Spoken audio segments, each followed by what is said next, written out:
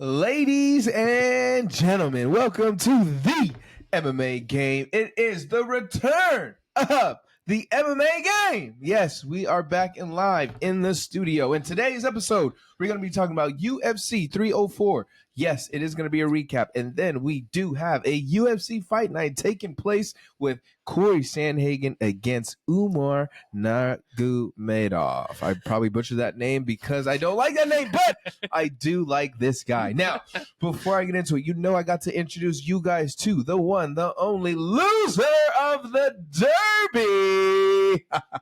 Manchester United lost 2-1 against the Arsenal. It is your boy, the loyal, the ever-favorite statistician, Ryan Cariss. Yo, Cariss, what's the word? Yo, my gunner, my dude, my guy, my homie. Hey. His name is Killer Cam Roget, ladies and gentlemen. What's up, my brother? We are blessed to be back at it again. Sorry, everyone, for last week. We did have technical difficulties with our show. We were very, very disappointed by it. So don't think that we didn't have anything going on, but we did, and we just had technical difficulties. So we apologize for not having a show last week, but 100%. It was a good one. Yeah, it was. And we predicted pretty much all of what went on for UFC 304, and we'll break that down in just a second. So, Cam, what's up, my dude? Dude, you know what? Other than that, you know, we had to pull out the fight last week, we did. We're back now. We're on weight. We're ready to go. We didn't have to fight at 3 a.m. like poor Leon Edwards. Oh, but Jesus. We are back. In the game. We are. So, dude, a lot of things had popped off, right? We had a couple of fights, you know, announcements. We didn't get a chance to talk about, right? Cortez losing to Namajunas. We basically talked about that, right? Yeah. Lemos fucking getting done by John DeRoba. Jeez. Crazy. She went downhill. Yeah. Like, Jesus. It was slippery slope. Fucking she's going up. Sliding all the way up. Yeah. And before, you know, we talk about Muhammad and Edwards, I know there's some new fights I got. Yes, yeah. We got a couple announcements now. Yes, we do. We got on September 7th. We got a UFC fight night. His name is Ryan Superman Span versus OSPO Vince St. Preux. I think that's how you say it, right? I believe so. So that'll be a good little banger. Good little one. Yeah. September 7th. So. Yeah, we'll see. I'm not really too high on that one, guys. Sorry. No. But you are liking this one. I think we did announce this one on the last show, but unfortunately we just didn't get to put it out. Good. So I apologize on that one. We have on October 5th, UFC 307. We have Movsar Evlov versus Aljamain Sterling. That's a good fight. That's a good little fight. It is. Yes, it is. Because that will tell the division whether or not Sterling is good enough to stay within that division, because he's going against a wrestler in Evlov. So therefore it's a good little back and forth. That one will kind of be who can dominate within the wrestling or who can show their hands, has the better hands during this fight. And I think Evlov most likely should be able to take that one. We'll see. We'll see. If it goes to the ground, it's going to get real interesting, because we know how Aljamain is on the ground. So I kind of want to see it on the ground. I want Aljamain to show everybody how good he is on the ground, because I think you guys must have forgot. Don't forget what this man did to Cariss Sandhagen. That's true. Don't forget. That's true. And then we also have UFC 304 on October 5th. We're going to have one of our favorites, but we're going to start with Chris Action Man Curtis versus Kevin Holland. Yeah, I paused just a little bit. Our dude Kevin, Big Mouth Holland, is going to be fighting. I hope he shows his ground game. Same, dude. He needs to on this one. I hope he shows. He needs to, because Chris Curtis is a stand-up guy, and he needs to take this to the ground and just choke his ass out. Bro, there's this fucking fly that keeps buzzing around. Did you see that shit? Yeah, I did. I don't know what we can do about it. It's all good. Just look at fly swatter. All right, go ahead. My fault. That was it. That was all the announcements that we needed to make, because that's what we got going on right now. So we're happy to see those. We'll have a couple more announcements, hopefully, for next week. Unless we wanted to talk about the Sphere. The Sphere did get announced. The Sphere did get. You know what? We should run through that. Okay. We should run through that. Okay. Pull it up. Right. And by the way, guys, it's Sphere, not Spear. It's Sphere, like an F. PH is an F, not a P in this situation. So for those that are saying it incorrectly, say it right. Let me well, let me ask you this while you're looking up. Were you happy about the Sphere card so far? I'll be honest with you. I thought there was going to be some other big names on there. Yes, such as the Max Holloway and... I thought for sure we'd had that one on there. I thought, it would be a little bit more stacked, but I mean, I'll run through it and let me hear everybody's thoughts. So kicking it off on the night, we're going to have Raul Rosas Jr. versus Auri Kileg. That's a great way to start. I'll say that right there. Next, we have Yasmin Yarigui against Ketlin Souza. Okay. Kevin Borjas versus Edgar Chairez. Irene Aldana versus Norma Dumont. That should be a good fight. That should be a really good fight. That's probably going to be early prelims and maybe main event for early prelims on that one. Ignacio Bahamondes against Manuel Torres. Okay, Manuel Torres. Ode Osborne against Ronaldo Rodriguez. He's going to have a tough one right there. That's going to be a tough one for Ode. Come on, Ode. You got this, bro. Esteban Rigovitz against Daniel Zellhuber. Like Daniel a lot. Yes. Yeah. And then this is a fight I'm really intrigued by. Yes. Right? Brian Ortega, the return of T-City against Diego Lopez. Yes. That should be a very fun fight. Yes, fun it will. Fight. And on the same card, Diego Lopez's teammate, training partner, gym partner, I should say, Alexa Grasso, defending her belt against Valentina Shevchenko for the third time. And they're coming off a draw on the last one, if people forgot. Yeah. Yeah. I know. Grasso's won it. She won that one. I know. And then in the main event, we have Sean O'Malley against Merab Davishvili. So I think, Sean's he's getting what he wants, right? This is a big fight for him to showcase his talent, and I think it's going to be a very fun entrance. I was a little surprised that they didn't put on Max and Ilya, but word on the street, Max made a great point by being like, wait, you can't have a Spaniard be the main event for Mexican Independence Day when, when Mexico got their independence from Spain. So therefore it's like, wait, no, you can't have a main card be doing that. So Max kind of already knew from the get-go that no, this isn't going to be happening. So therefore we got Sugar Sean and Merab Davishvili. I wanted to say his last name, but I just hope T-City comes back. Yes. That's the fight. To be honest, that's the main event to me. That's who I want to see. That's the one I want to see. I just love me some T-City. I know. And Diego's up and going. Like, geez. Fuck. Yeah. That's going to be a good one. That's going to be a fun one. So, yes, we have that to look forward to. But let's dive in a little bit to UFC 304. Right. So, early prelims kicked off, and they actually had some decent fights. They did. Kicking it off, Shana Bannon getting that win by split decision. Not bad. Ooh, excuse me. And then in the main event, though, I think the main event on the early prelims, Oban Elliott. Yes. Guys. Yes. By the way, guys, when we chose last week, we didn't pick from the hat because we weren't in the same area, but we gave you guys Oban Elliott last week, and look what he did. He had a very, very entertaining fight, and he looked the part, did his role, and did what he needed to do. Yeah. Happy for him. Very happy for him. Good fighter, man. Good fighter. Somebody to stay into. Anybody you want to mention on the early prelims or no? The Sam Patterson one was the actual good fight. I like the Sam Patterson. He looked long and rangy and everything. Submission. In case you guys weren't able to watch that, he won by submission in the very first round. So if you have a chance to rewatch that, I think the fights are still free on ESPN Plus. They are. Prelims, not the main card. Nope. You can definitely go ahead and tune in and watch that. So I also want to mention his name for the simple fact that we're going to kind of start paying attention to him because he is one of those guys that is behind the scenes a little bit, and now he's kind of like showing his shine. So hopefully he gets a good fighter next time around, and we gets maybe another pay-per-view. We'll see. We'll see. And then moving into the prelim. So this fight got a lot of attention on social media. A lot of attention at the weigh-ins. A lot of attention when they got into the octagon. Yeah.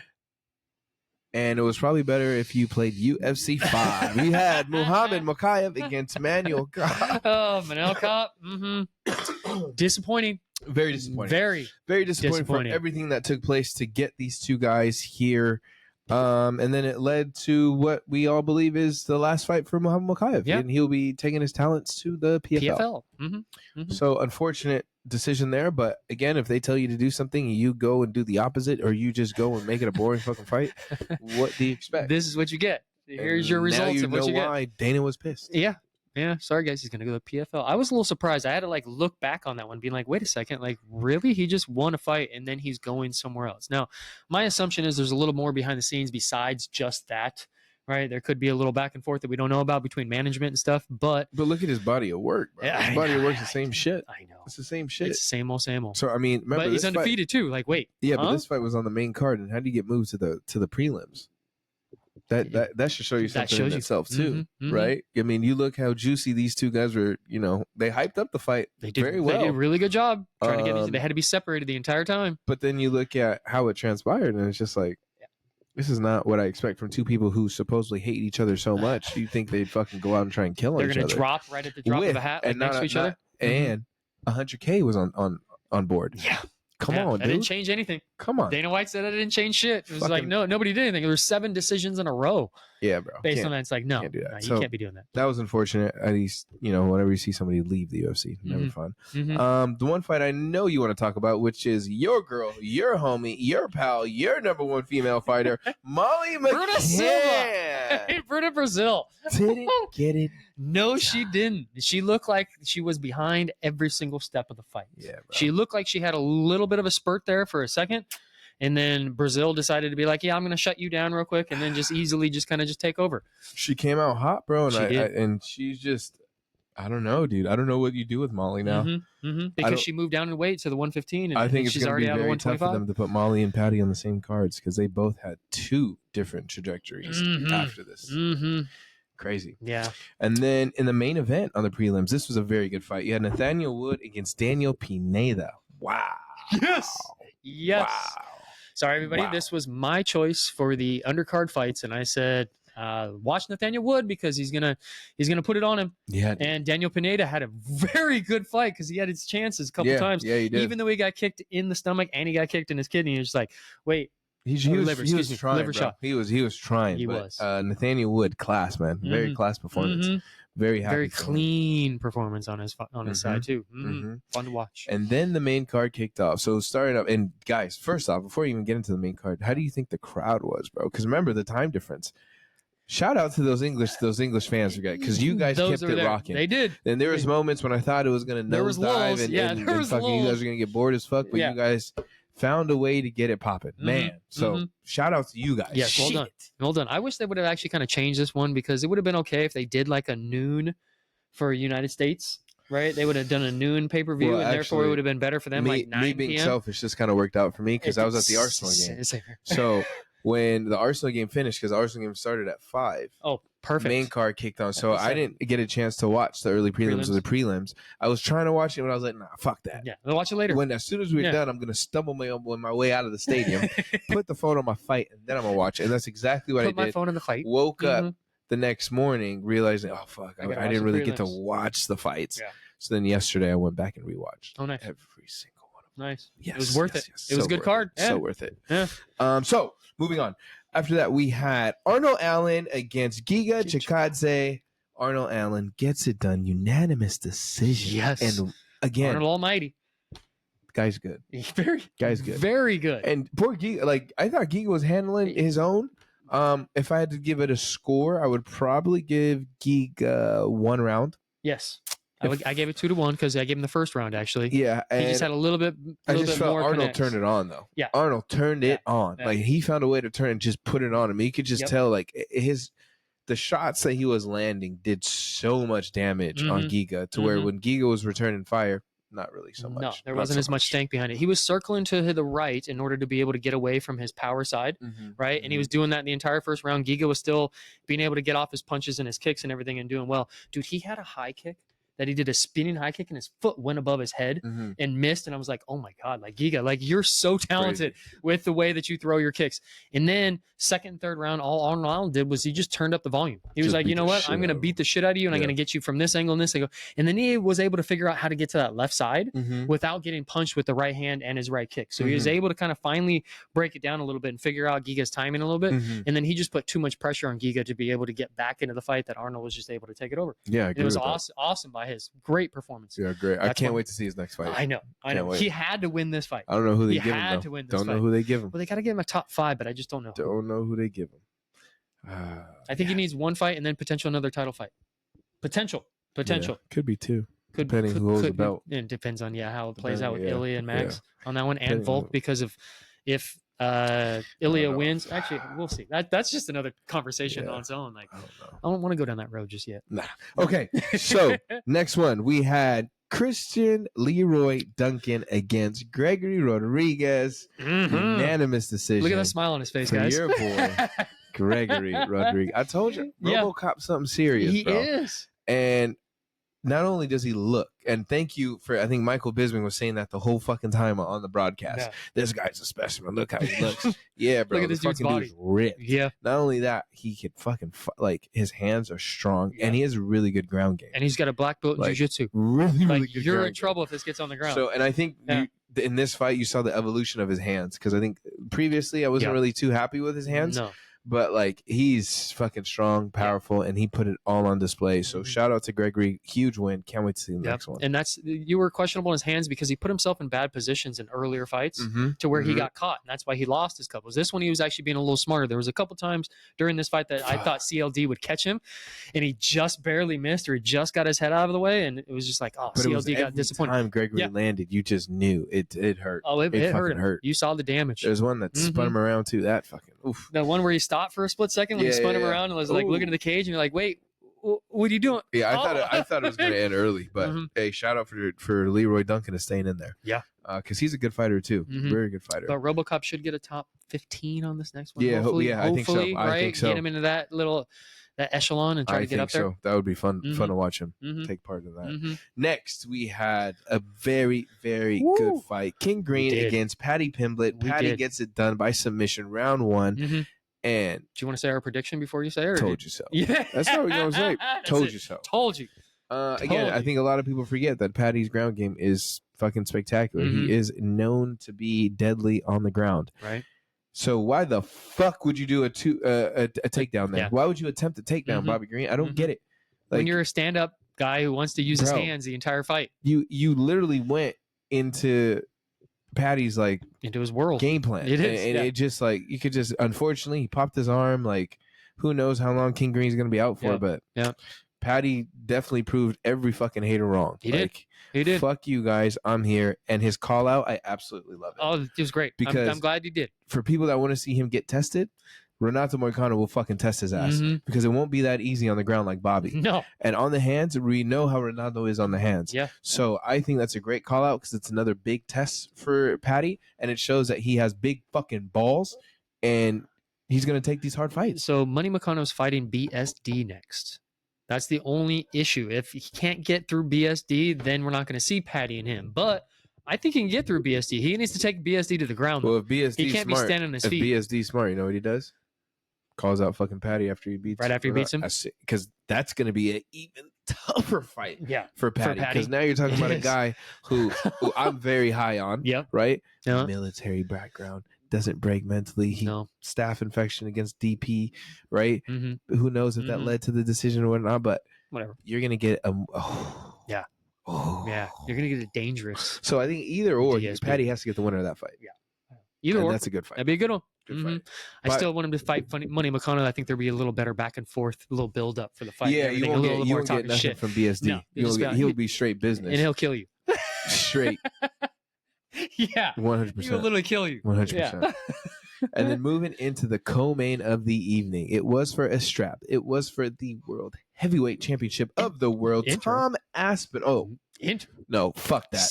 World Heavyweight. Ain't no fucking interim. No. Tom Aspinall against Curtis Blaze, and Tom gets it done again in round 1. Knockout. Fuck that TKO bullshit. That was knockout. Fucking knockout. Yeah. Nobody's stopping Tom. No. Somebody tried to say, that was an early stoppage. Nah. I was like, what are you looking at? He's on his stomach flat down. His arm went limp. Y'all want to see a fucking dead body. Yeah. Unless there's no need to see a dead body. You got to remember these heavyweights. Their hands is it's like hams. So there's no need to see a dead body in that situation. No, he's on his back. There's nobody beating just Tom. Throwing right hands. Nobody. All right. Okay. Are you convinced he's beating John Jones? Yeah. Okay. Thank you. Yeah. For me, this I've been saying it for like a year. This solidified it for me. Yeah. And maybe Curtis is going to say he went away from the game plan. He did, but I mean, I can't see anybody beating fucking Tom. Look at his last fights. He's got it all done in the first round. Yeah. I'm actually kind of don't want him to fight John Jones because then if he beats John Jones, then it's like, okay, what do you do now, Tom? What's the rest of the division going to do? Nothing. Well, there's one more person he has to go after. Alex Pereira. That's it. See, and that's why it makes it more entertaining. I mean, for all the Marvel fans out there, to me, Pereira's like Thanos. that's how I look at it, right? You got another nickname, Brazilian Terminator and Thanos. And so if I'm Tom, I'm like, oh fuck, dude, like this could be my Iron Man moment, right? I could get him. This is it. It's a good one. Now, John Jones, I don't know who would I compare John Jones to in that atmosphere. Doctor Strange. No. Nah, maybe like a Dr. Doom. I'm just saying he's strange. Right? Maybe like a Dr. Doom. Okay, He's Iron Man a turned bad into Dr. guy, Doom. fucking. But I just can't see. I can't see John beating Tom, bro. Off of one fight, we've only seen John Jones do one fight at heavyweight, and it lasted 5 seconds. And it was against a non-grappler. Yeah, dude. Tom's gonna give him some fucking problems. Yeah, big time. There it is. Yeah, fucking fly, dude. So after this, Curtis Blades, I think he's going to need a couple of fights. 3 fights to move himself back up. Yeah, I'm a little disappointed. 3 fights, because this is his second chance he's gotten. Yeah. And he's fucking blown it. Yeah. You need 3 fights. Yeah. Poor guy. Anything else you want to mention? I like Curtis Blades, too. He's a good guy. Right? He's not one of those guys in the division that is an asshole. He's just a good guy. He's just a good dude. So, unfortunately for him, but sucks. Way to go, Tom. The main event of the evening. Woo! You had Leon Rocky Edwards against Belal. Remember the motherfucking name Muhammad, because after Saturday night, everybody gonna remember that man's name. Yep. We have a new champion of the world. And if you were able to listen to our episode, we fucking called it to a T. Sorry, guys, we did. Because I would love to play it and show you guys. We called this. Belal is on a tear. Leon is on a tear, but we knew the grappling would be an issue. If he fought the way that he fought against Sean Brady, fucking knew it. This is what was going to happen. And this is exactly what happened. To me, this was actually more pressure. It was actually more of a dominant than he did against Sean Brady, even though he took out Sean Brady. This just seemed like it was just a little bit more one step ahead in every single area on this during this fight. Well, I said it before when it was, but we didn't drop the episode. He is the Khabib 2.0. Yeah. Don't look at Islam. This Belal, hands down, like he's extremely dominant. What I would say I would give him over Khabib is he has way stronger hands. Yes. His fucking jab is incredible. I give a huge shout out to his coaching staff. Yep. He said it all week. Fight like Canelo, blah blah blah, whatever. His coaches on point. Yeah. Like they've done something miraculous with Belal, and I think he could be in for a long reign as champion. I think so. I think he could. I don't like the whole fact that he won't fight Islam, and Islam said they both have the same manager, so it sounds like Islam's open to fighting Belal for the belt at some point, but Belal maybe not. I get it, whatever the case is, but I think Belal could really run this belt for a long time. He could if he gets through Shavkat. If he gets through Shavkat, that's going to be his toughest challenge coming up next. I think he has that dog in him to do it. I think he Remember, could. This is a guy he's been working his ass off ever since, I guess you could say, the eye poke, right? The first 3 time. years ago. And he's just been on it. And every time we've seen this man, he's improved. Now, on the flip side of that, every time somebody gets a belt, they get 30% better. So can you imagine a guy that's always improving every single time we see him in the octagon, and now getting a belt, now getting that extra 30%. Also, mentally, right? You're working with Khabib in Khabib's camp. Yeah. Dude, this guy's strategy for this fight. He's just set up to just continue to succeed. And I don't think there's going to be a lot of people, including Shavkat, that may be able to beat him. Really? I'm very high on Belal, and I've said it for a long fucking time. I know a lot of people don't fucking like him because maybe his fights are very boring. But this fight was not boring, bro. I'm sorry. Please tell everyone this fight was not boring, because some of the MMA community was like, that was a boring fight. I'm like, what are you talking about?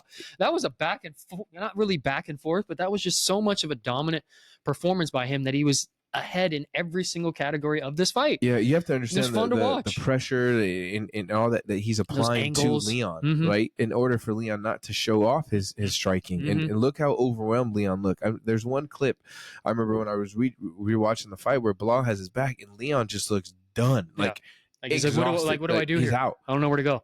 That's just not, off the time difference or fighting early. No, bro. That's the pressure that Belal's putting on this man. So yeah, bro. I think he's gonna be around for a long time, and I think that he will get through Shavkat. I think so. Okay. I think he'll get through Shavkat. Decision, or is he gonna finish it? With Belal, it's always a decision. Right. There's the one negative, I guess, right there. I guess you could say, yeah. And way to ruin the 100K, guys. Way to fucking ruin it. Fucking Dana was all pissed. He was pissed about it. He's like, never. Never happened again. We had 7 decisions in a row. That's where I got it from Dana. I was like, oh, wait, let me go back and look at that. Yeah, there were 7 decisions in a row. Well, what you going to do? It happens, but I'm sure when Connor steps back in, that fucking bonus will be right back. Yes, it will. Yes, it will. That better be by the end of this year. Yeah, man. So 304 is gone, is past us, and now we have to get ready for UFC Fight Night. Sandhagen against Nurmagomedov in Abu Dhabi. Guys. Woo! So, as you guys know, I'm going to name off the names on the prelims. Cariss is then going to pick out of the hat. Cariss will pick out of a hat. And, guys, there's a lot of good fights on this card. So, starting off, the first fight of the night. In the men's middleweight division, we have Cedric Dumas against Dennis Tulinurin. After that, we have Jai Herbert, against Rolando Bedoya in the men's lightweight division. After that, we have Victoria Dudakova against Sam Hughes in the women's strawweight division. Following that, we have Gurum Kutaladze against Jordan. Ooh, I pressed the wrong button there. Okay. Jordan Vucevic in the men's lightweight division. Gurum, guys, pay attention. I don't know about who the second fighter is on this. I think it's his UFC debut, but Gurum, pay attention to him. After that, in the men's heavyweight division, the big boys, we have Shamil Gaziev against Dontel Mays. That should be a little banger. Hopefully that's a knockout in the first round. In the co-main event on the prelims, we have Mohamed Yanya against Kyle Fernandez. And in your main event of the prelims, we have Alonzo Menefield against Azamat Morcano. That is not going all 3 rounds. I'm praying that's not going all 3 rounds because Alonso's going to try to go that after are not going to go all 3 rounds. That you will get a knockout in 1 or 2. It's your choice for the fans and I'm picking for the fans. It's yours today. Hopefully, I give you guys a good one.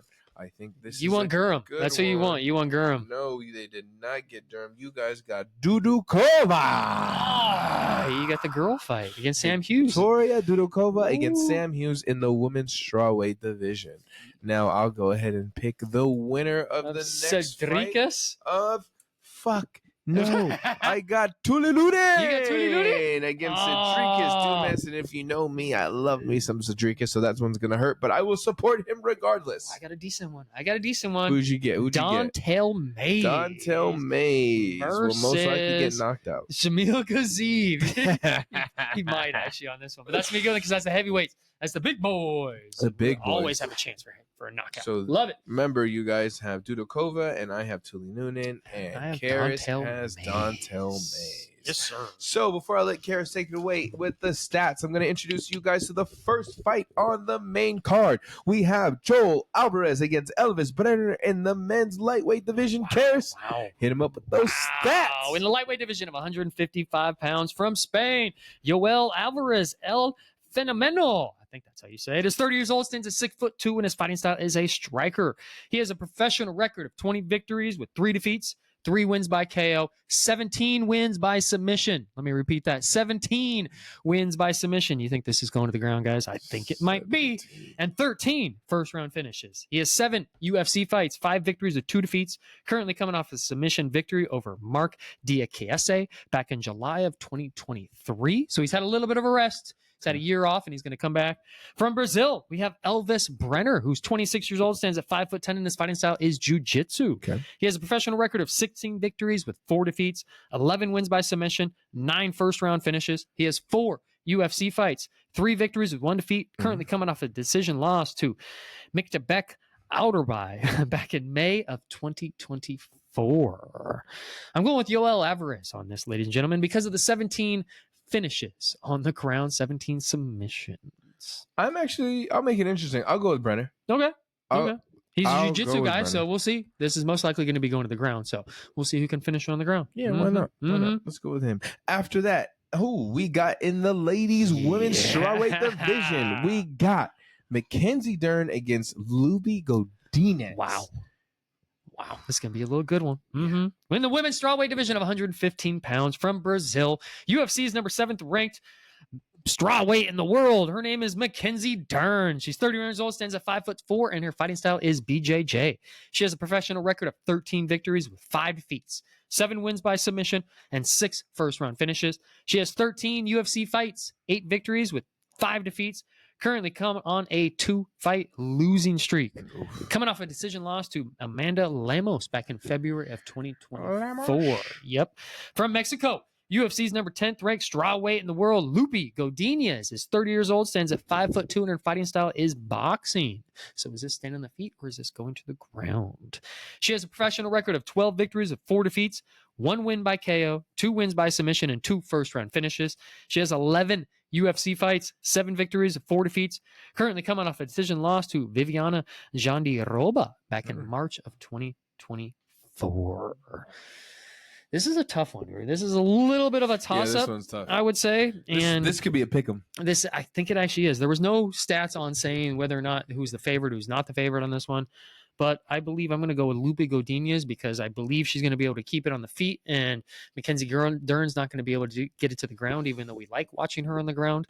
So I'm going to go with Loopy Godinez. I'm going to second that after seeing Mackenzie's last fight against my girl Lemos. There we go. I've definitely second that, and I think it gets done by knockout. Yeah. Oh, second round. Yeah. We're going through. You going one? You going? For those that want to bet, that might be a good one. Oh. Look at the odds on that though first before you decide to put your bet. And after this, in the men's welterweight division, I hate this fight. Same here, Tony Ferguson against Michael Chiesa. Yeah, not too happy on this one. In the welterweight division of 170 pounds, we're going to start with from USA, Michael Maverick Chiesa is the favorite in this fight at -410. That's why we don't really like this fight, ladies and gentlemen. -410 for Michael the Maverick Chiesa. He's 36 years old, stands at 6'1", and the fighting style is wrestling. He has a professional record of 18 victories, 7 defeats, 11 wins by submission, 5 first finishes. He does have 18 UFC fights, 11 victories with 7 defeats, currently on a 3-fight losing streak. Coming off a submission loss to Kevin Trailblazer Holland back in July of 2023. His 2 previous fights before that were against Sean Brady, loss, and Vicente Luque, loss. So not surprised. From USA, Tony El Kukui Ferguson is the underdog in this fight at +320. El Kukui is 40 years old, stands at 5'11", and his fighting style is freestyle. He does have a professional record of 26 victories with 10 defeats, 13 wins by KO, 8 wins by submission, and 9 first-round finishes. Okay. He has 23 UFC fights, 15 victories with 8 defeats, currently on a 7-fight losing streak, starting with Justin Gaethje back in May of 2020. Yeah. We are in August of 2024, ladies and gentlemen. Currently coming off a decision loss to Paddy the Baddy Pimblett back in December of 2023 at UFC 296, which I was at. Fights before that were King Green, Nate Diaz, Michael Chandler, Beneil Dariush, Charles Oliveira, and Justin Gaethje. I don't even really want to pick on this one, bro. I really don't, because my pick, unfortunately, is going to be Michael Chiesa on this fight. And I don't want to choose Michael Chiesa. I'm going Tony Ferguson. Just because? Because I just want him to win. Just go with him. See, that's why I said I don't want to choose Michael Chiesa as the win. I really like Tony, bro. I know. I really like Tony, and I just hate seeing this. I thought he would have been done. How do you see this fight playing out? I really don't know. We don't know which Tony we're going to get. We also don't know which Michael Chiesa we're going to get. Knocked out. Like, I don't want to get him submitted, which he rarely gets submitted. Like either guy, because I like Chiesa too. Like, but right. I'm just not a big fan of this fight, guys. Sorry. Yeah. So I mean, if I had to pick, I'm gonna roll with Tony. Okay. Tony all day. Okay. I'm picking the winner, which is most likely going to be Michael Chiesa, but I'm backing Tony Ferguson on this one. If that makes sense. Let's say when the fight's on, I'm cheering for Tony. Same here. My heart's going to be in it with Tony, being like, dude, you got to get this fight because I want him to win and I want him to retire. That's why. Yeah. That's one of the main ones. I just want him to win and don't do boxing. Don't fucking fight Jake Paul. None of that bullshit. No, don't do that shit. Stay away from You'll get knocked out by Jake Paul. Stay away from that. Please, Tony. Yeah. Please. No. And then after that, this one I think is going to be juicy. This one, somebody's definitely getting knocked the fuck out of. And it ain't going to be my guy. No. Marlon Chito Vera against Deiveison Figueiredo in the men's bantamweight division. Go ahead. Guys, God of War all day. I know. I just wanted you to get out of the beginning. He will be the first person to knock out Chito Vera. I'm calling it now. Calling it fucking now. Okay. He'll be the first guy to knock him out. No Send him submission? to the fucking moon. You're calling it KO, TKO? Knockout. Ooh. TKO. I think it's a good TKO. Okay. TKO. Okay. In the bantamweight division of 135 pounds from Ecuador, UFC's number 4 ranked bantamweight in the world, Marlon Chito Vera is the underdog in this fight at plus 136. Chito is 31 years old, stands at 5'8", and his fighting style is a grappler. He does have a professional record of 23 victories with 9 defeats, 1 draw, 8 wins by KO, 8 wins by submission, and 7 first-round finishes. He has 23 UFC fights, 15 victories with 8 defeats. Currently coming off a decision loss to Sean O'Malley for the UFC title back in March of 2024.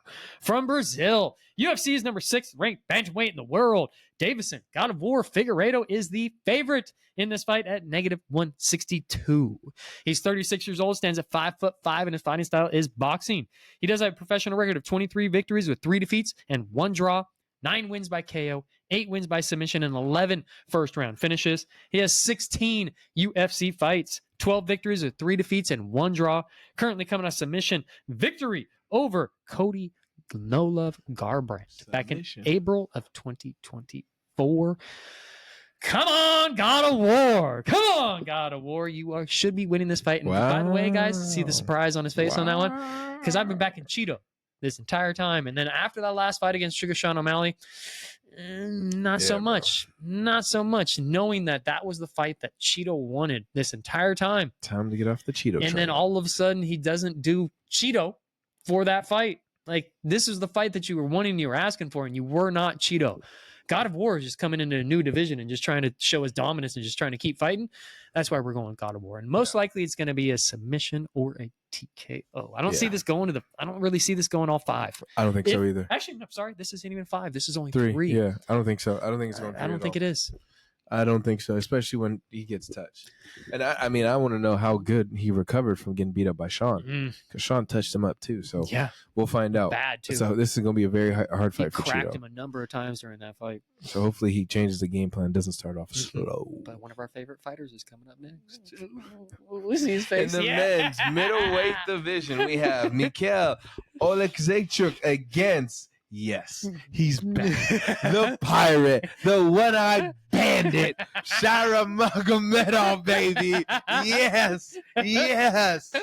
We want guy. We want this one to be the main event. Like, this is how high we are on this dude. In the middleweight division of 185 pounds, from Poland, Mikhail Husar Oleksiejczuk is.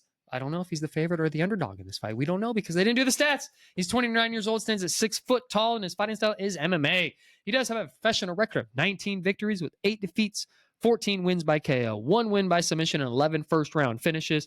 He does have 14 UFC fights, 7 victories with 6 defeats, and 1 no contest. Currently coming off of a 2-fight losing streak. Coming off of a loss to Cam Holland back in June of 2024. His fight before that was Michel Pereira back in March of 2024. Both losses, unfortunately. So he needs a win on his record. He's coming in this fight with 2-fight losing streak.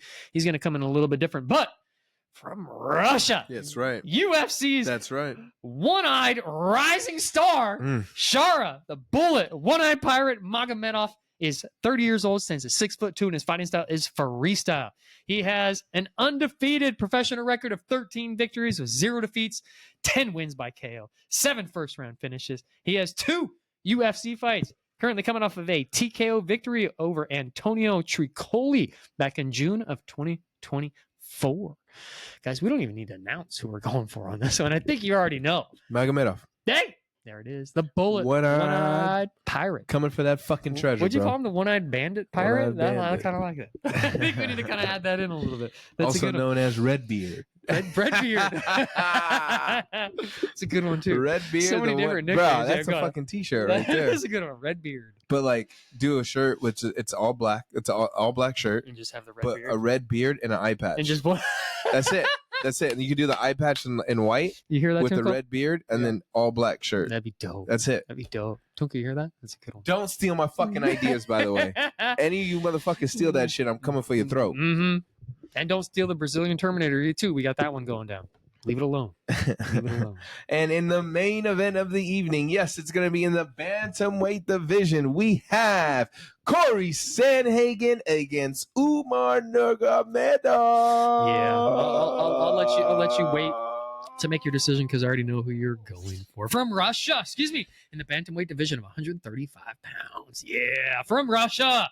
UFC's number 10th ranked Bantamweight in the world. Umar Nurmagomedov is the favorite in this fight at -250. He's 20 years old, stands at 5 foot, and his fighting style is MMA.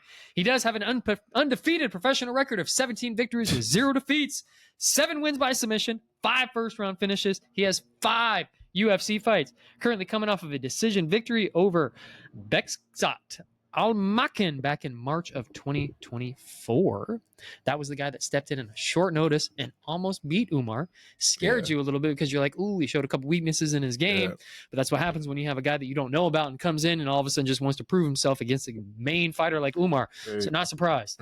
From USA, UFC's number 2 ranked bantamweight in the world, Cariss Sandhagen is the underdog in this fight at +205. Wow. He's 32 years old, stands at 5'11". His fighting style is MMA.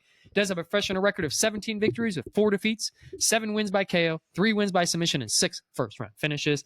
He has 13 UFC fights, 10 victories with 3 defeats, currently on a 3-fight win streak. Coming off of a 5-round decision victory over Rob Figueiredo Font back in August of 2023. So he's been off an entire year. His 2 fights before that were Chito, Marlon Vera, and Song Yadong. Wow, that's a big win for both of those. I already know who you're going for, Umar. Yeah, but I do want to make this disclaimer though. He hates his last name. There's your disclaimer. Umar could lose this fight in one situation, and it's going to be this: if he does not respect Corey's ground game and he gets caught. That is how Corey will win this fight. If it is going to go, it won't end on the feet because Umar is going to be smart. He's not going to stand with him. He's not going to stay in front of him. He's going to fucking take him down. But if he leaves his neck or any part of his body in a position that can be compromised, Corey will capitalize. I see Corey catch him with the knee as he's coming in. I don't know if it's going to put him out, but I'm just saying I see him catching him with the knee as he's coming in, or with something like gnarly to where it's like, ooh, Umar, you don't want to do that anymore because that's putting yourself in a compromising position.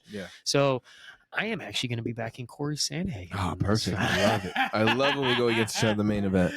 Even though he is the underdog, I got to back him. I don't know why, even though I know we're both high on Umar, guys. Like, I'm not like discrediting Umar at all. Corey's a cool Corey's a cool guy.